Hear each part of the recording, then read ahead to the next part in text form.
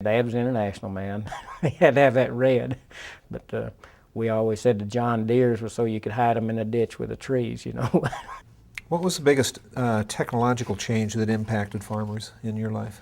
I guess I'd say the size of the machinery, how fast that changed. My dad, we went from a Ford tractor, which is probably what, 30 horse, 25, 30 horse, and Dad planted all the cotton with a 2-row planter. And to see what they're doing now, you know, 16 rows is nothing. And I've run some of the new tractors and everything, instead of having to cram the gear shift and this now, everything is done with your fingers. You know, all your controls, your lifts, the speed, the shifting, it's all done with your fingers. I can't even tell you what size the big tractors are that Brother has now. I remember Dad when Ed, next younger brother's got the home farm there.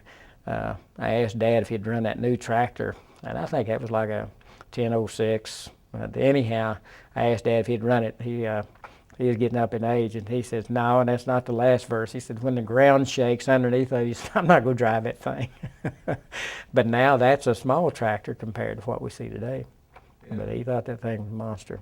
And I should say that Dad got to see a lot of it. He lived to 96 in one day. So he got to see a lot of changes, and that was special.